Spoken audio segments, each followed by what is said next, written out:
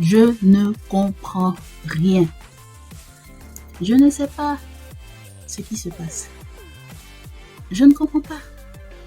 En fait, j'entends quelques bribes de son anglais, ça et là, mais après, plus rien. C'est du charabia total. Donc ça me fait penser un peu à ce que ressentent mes challengers, parce que j'appelle mes élèves en fait mes challengers, parce que je ne suis pas professeur d'anglais.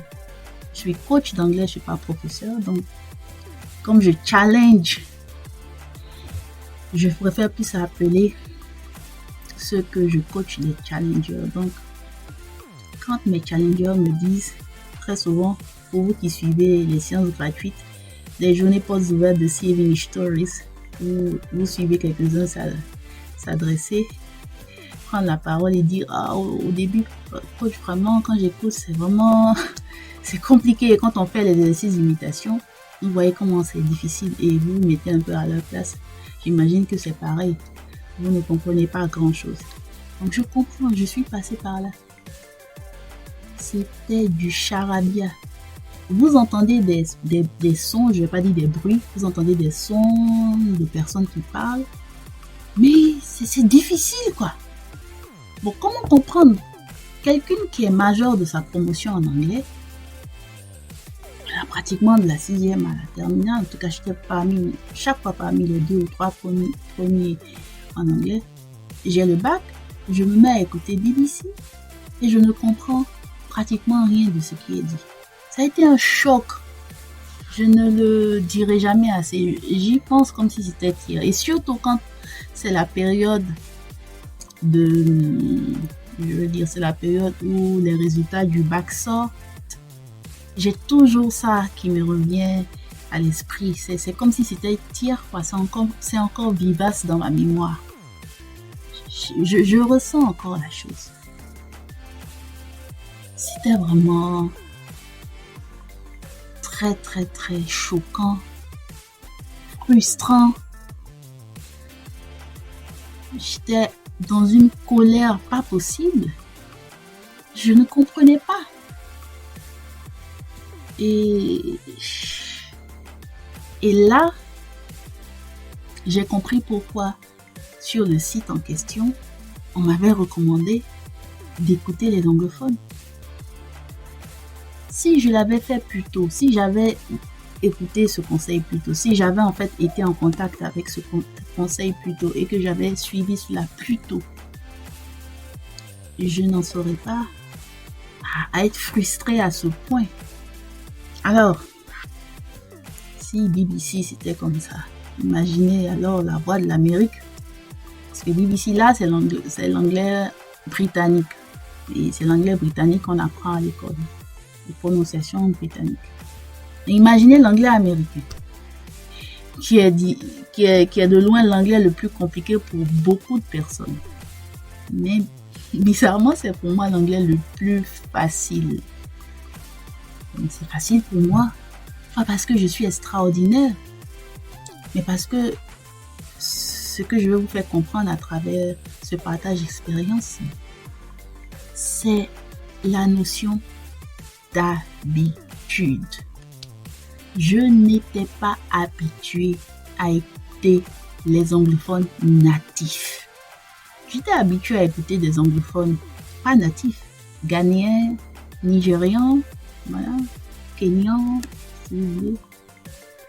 On a le même accent africain, même si ils sont anglophones, mais le même accent africain, voilà, puisque les langues africaines se ressemblent plus ou moins. Donc, quand un Africain parle avec sa façon de prononcer à l'africaine, voilà, on est beaucoup plus proche. Bon, ça c'est la proximité linguistique, la proximité culturelle qui joue un grand rôle dans ce sens. Mais quand c'est des personnes qui ne parlent pas les langues africaines que nous parlons, qui ne sont pas proches de nous culturellement parlant, et qui parlent cet anglais d'origine, quand vous n'y êtes pas habitué, honnêtement, vous ne pouvez pas comprendre. Et ce choc était vraiment terrible, parce que pour moi, ça remettait pratiquement en cause les 8 années passées à apprendre l'anglais. Depuis la classe de CM2 jusqu'à la classe de terminale. Et puis être en situation de ne pas comprendre un anglophone natif. Tout a été remis en cause complètement. Tout. Bon, je ne vais pas balayer du revers de la main tout ce que j'ai appris comme leçon de grammaire et autres. Ça a compté au moment où ça devait compter. Bon, essentiellement pour avoir les notes et les moyennes, les interros écrites et les devoirs. Mais et après? Et très souvent, je ne manque pas l'occasion de féliciter, de remercier mes professeurs d'anglais qui se sont donné le mal qu'ils pouvaient pour me transmettre, m'enseigner l'anglais à l'école. Voilà, tous ces professeurs que j'ai eus, ils ont essayé de faire de leur mieux avec les moyens de bord, avec ce qu'ils avaient comme pédagogie et autres. Et moi, je suis là, je m'appuie sur le fondement qu'ils m'ont apporté et je veux apporter quelque chose qui va être la continuité, peut-être pas forcément la continuité de la manière dont ils m'ont appris l'anglais, mais quelque chose qui va aider par rapport aux problèmes récurrents que je constate. Aujourd'hui, beaucoup, ne pas dire presque tout le monde, tous ceux qui apprennent à parler, tous ceux qui apprennent l'anglais à l'école, parce que je fais la nuance, il y a apprendre l'anglais à l'école et à apprendre à parler l'anglais. C'est bizarre, mais c'est différent. Bon, l'anglais est une langue, donc quand on l'apprend, on doit pouvoir savoir la parler au bout d'un certain temps. Mais force est de constater que beaucoup ont appris l'anglais, mais n'ont pas appris à parler l'anglais. Et c'est là que j'interviens, c'est là que je me positionne pour vous aider à parler l'anglais si c'est ce dont vous avez besoin. Vous avez besoin d'articuler les mots anglais, de parler spontanément, de parler, d'avoir les idées qui vous viennent à la tête et de les transmettre un message en anglais. Donc, quand j'ai eu ce choc, fallait-il arrêter ou fallait-il continuer? Fallait-il arrêter de souffrir, de se torturer à ne pratiquement rien comprendre de ce qu'on entend ou fallait-il continuer? Surtout que vous vous rendez compte, je n'écoutais que la radio. Je ne suivais pas les émissions de télévision en anglais, ni des films. Voilà, à l'époque, 2002, il n'y avait pas encore YouTube, Facebook, les réseaux sociaux, non, ça n'existait pas. C'était juste Internet, voilà. Il n'y avait pas WhatsApp et autres. Donc, à l'ère avant les réseaux sociaux, comment les gens faisaient pour apprendre l'anglais? Bon, ce qui était recommandé pour exceller, c'était de faire un séjour linguistique dans un pays anglophone. Peu importe, pays anglophone. Bon, pays anglophones d'Afrique, comme je vous l'ai dit, ce ne sont pas des anglophones natifs. Donc encore, quand vous allez là-bas, il faut être sûr que vous allez avoir affaire à des personnes qui parlent couramment l'anglais. Donc, un environnement qui sera bien sélectionné. Vous allez avoir des personnes qui parlent très peu ou pas du tout leur langue africaine dans ces pays anglophones. Je n'ai pas besoin de vous dire que c'est quelque chose c'est un grand défi et les anglophones de ces pays eux-mêmes témoignent. Et pour ceux qui ont fait ces pays, ils le témoignent. L'anglais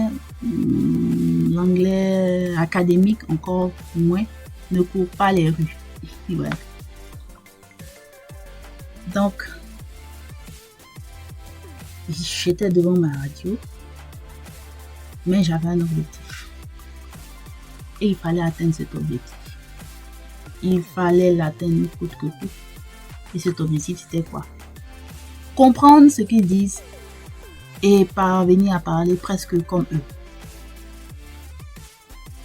Voilà. Et ce n'est pas ça qui allait m'arrêter. Le fait que je ne les comprenais pas à l'instant T, là, à l'instant I ou au moment M,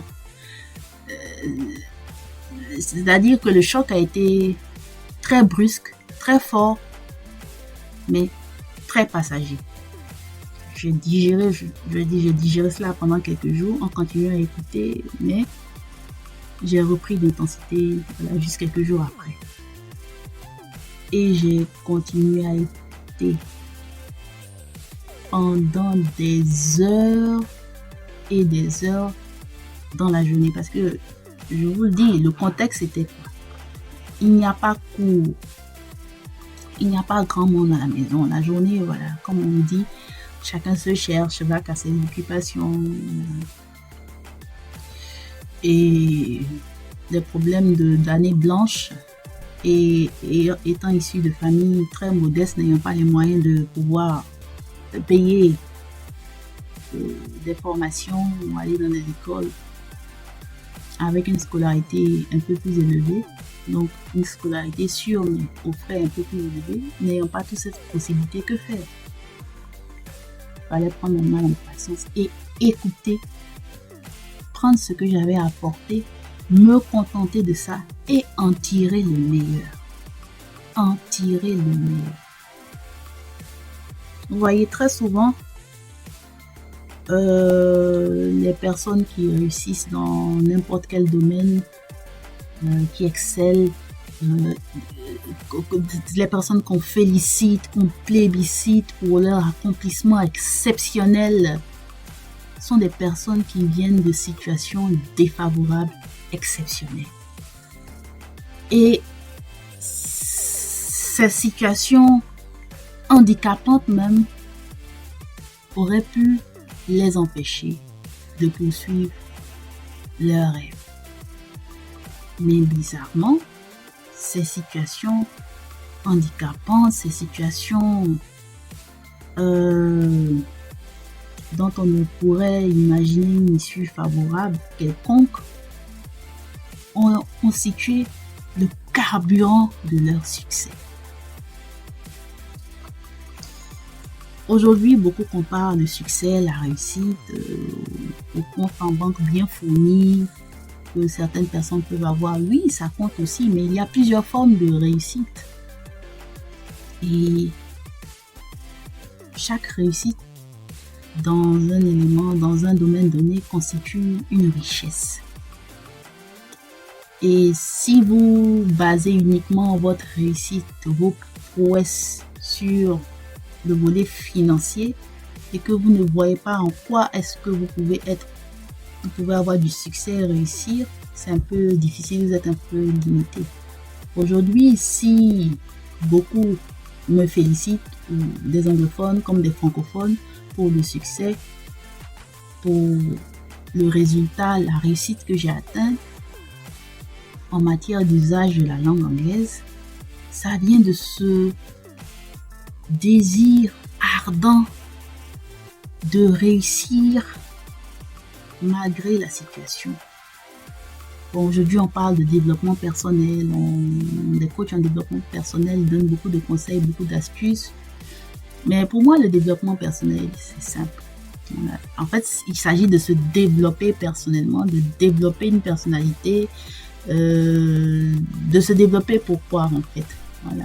Se développer pour peut-être atteindre des objectifs ou impacter. Donc, on passe d'un état inférieur à un état supérieur, on se développe, on grandit. Le développement personnel n'est rien d'autre que la croissance.